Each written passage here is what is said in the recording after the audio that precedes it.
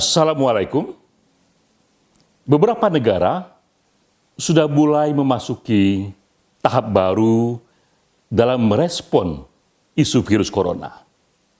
Mereka mulai membuka ekonomi secara terbatas. Sekali lagi, secara terbatas. Para pekerja mulai datang dan membuka toko. Para guru dan murid mulai datang ke sekolah. Kegairahan di ruang publik mulai terasa. Kapankah kita di Indonesia masuk ke tahap itu? Kapankah kita mulai bekerja? Kapankah kita mulai ke sekolah? Inilah pertanyaan yang akan kami jawab melalui hasil riset. Saya Denny J.A. berbicara atas nama lembaga LSI Denny J.A.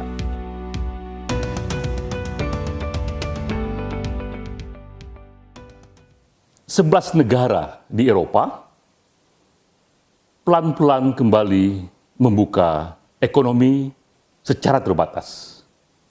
Toko-toko yang menjual makanan, menjual pakaian, menjual buku-buku mulai dibuka dan publik mulai juga meramaikan jalan-jalan.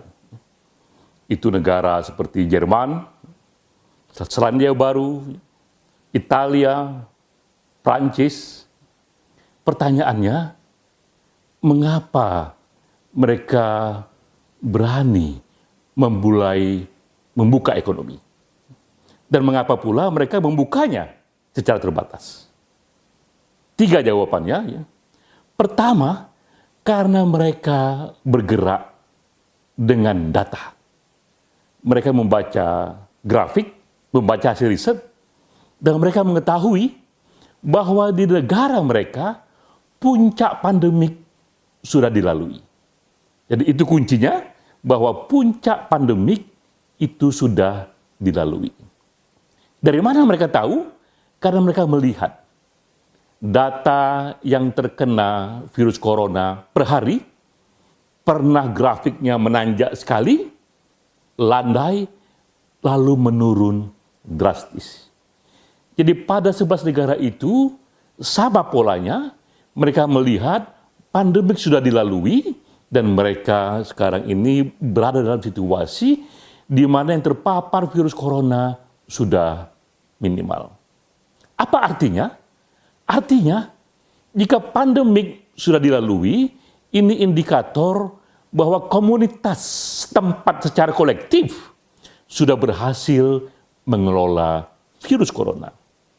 Walau mereka sama hidup dengan situasi virus corona, namun sudah bisa membentuk satu respon kolektif yang akhirnya bisa membuat efek virus corona hanya minimal saja. Mereka sudah punya satu sistem disiplin diri dan gaya hidup baru yang walaupun virus corona di sana, efek pada mereka hanya minimal. Di pertama, itulah alasannya mengapa mereka berani membuka ekonomi terbatas, karena mereka sudah lalui puncak pandemi. Kedua, tapi mengapa terbatas? Itu karena vaksin belum ditemukan. Selama vaksin belum ditemukan, selama itu pula risiko terpapar masih besar. Tapi masalahnya, kapan vaksin ditemukan? Data menunjukkan itu baru ditemukan sekitar bulan Mei sampai Juli tahun depan, 2021. Jika kita baru membuka ekonomi sampai menunggu vaksin ditemukan, kita akan terkena penyakit lain yang sama bahayanya, yaitu penyakit karena ekonomi semakin rusak dan runtuh. The hungry man become the angry man. Orang-orang yang lapar akan menjadi orang-orang yang marah. Sehingga krisis kesehatan akan berubah menjadi krisis sosial dan ujungnya krisis politik. Jadi mustahil kita baru membuka ekonomi sambil menunggu vaksin ditemukan tahun depan. Karena risiko terlalu besar.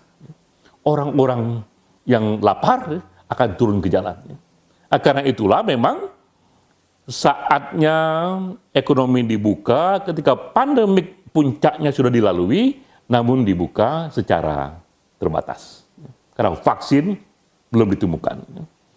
Nah, ketiga, komprominya adalah tradisi hidup di era new normal dimulai.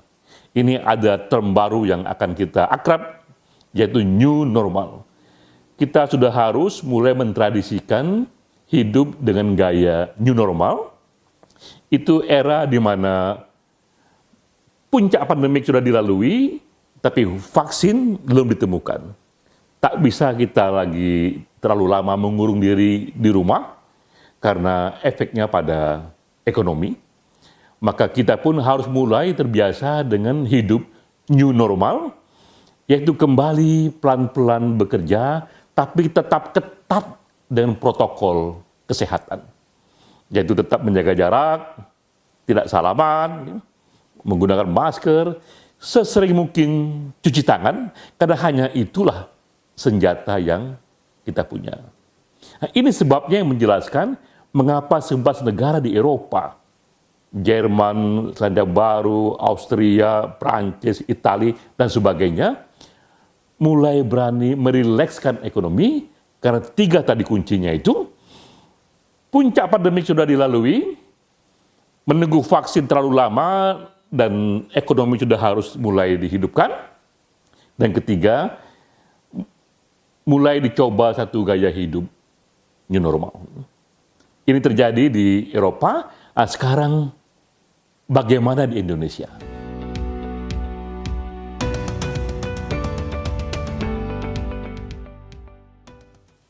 Kapan kita mulai transisi itu?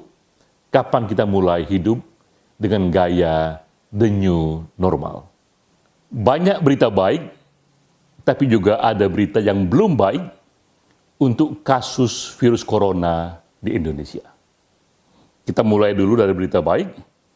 Jika kita baca grafik kematian per hari, kasus kematian per hari, kita melihat bahwa di Indonesia grafiknya mulai melandai dan mulai menurun. Jadi kita lihat tren kematian per hari karena virus corona sudah mulai menurun. Dan juga tren dari data warga yang terpapar virus corona per hari juga trennya mulai melandai. Dari terjal mulai melandai. Itu juga berita baik. Namun juga ada berita yang belum baik, yaitu efek PSBB, efek dari pembatasan sosial berskala besar di 18 wilayah belum maksimal. LSI DNIJA pada minggu awal bulan Mei ini membuat riset mengeksplor efek 18 wilayah yang menerapkan PSBB, yang menerapkan pembatasan sosial berskala besar. Kesimpulannya, efek itu belum maksimal. Pada 18 wilayah itu belum kita temukan efek yang kita sebut kategori A, yaitu kategori istimewa, di mana setelah PSBB diterapkan, lalu grafik turun secara drastis, baik untuk angka kematian ataupun angka yang terpapar virus corona. Kategori istimewa, kategori A, tidak ditemukan di 18 wilayah itu. Namun ada juga wilayah yang sudah baik, yang kita sebut kategori B.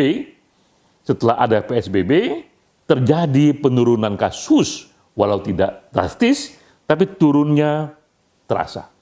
Itu terjadi di Jakarta, di Kota Bogor, dan Kabupaten Bandung Barat. Pada wilayah itu kita lihat bahwa setelah PSBB terjadi satu grafik yang agak menurun. Mengapa PSBB belum maksimal? Di Indonesia, berbeda dengan misalnya di negara maju yang tadi kita contohkan, banyak variabelnya. Ya. Kita lihat di sini misalnya, peran serta pemimpin informal masyarakat juga belum maksimal. Kita melihat masih banyaknya tarawih-tarawih di daerah yang kegiatan agama di masjid yang membuat mereka berdesak-desakan, yang sebenarnya juga itu satu potensi penularan virus corona yang agak riskan. Para ulama kurang berperan di sana. Juga para ibu-ibu kita lihat berdesak-desakan di minimarket, di mall, membeli banyak bahan-bahan makanan. Desak-desak ini juga melanggar social distancing. Juga kita melihat banyak anak-anak muda setelah buka puasa misalnya, mereka berkumpul di kedai. Jadi kita lihat berbagai variabel kurang maksimal, termasuk Pemda setempat kurang keras dalam mengeksekusi PSBB itu. Namun secara menyeluruh kita melihat tren membaik itu secara nasional mulai terasa. Nah, pertanyaannya, kapan kita mulai membuka kembali ekonomi? Kapan kita mulai era the new normal, dan mulai di mana? Nah, jawaban kita bersandar pada riset itu akan dimulai di Jakarta. Di Jakarta ini adalah mesin utama ekonomi Indonesia. Uang dan usaha berputar dari sini. Tapi juga di Jakarta terjadi kasus yang terpapar corona paling besar. Dari seluruh wilayah Indonesia, di Jakarta ini terkena kasus corona sebanyak 37%. Namun efek PSBB di Jakarta termasuk yang paling baik dibanding di daerah lain. Kita berharap, kita menduga jika lebih maksimal lagi kerja kita dalam menerapkan PSBB, maka Jakarta bisa memulai membuka ekonomi itu terbatas. Sekali lagi, Jakarta lah yang agaknya akan bisa memulai di Indonesia, memulai membuka ekonomi secara terbatas.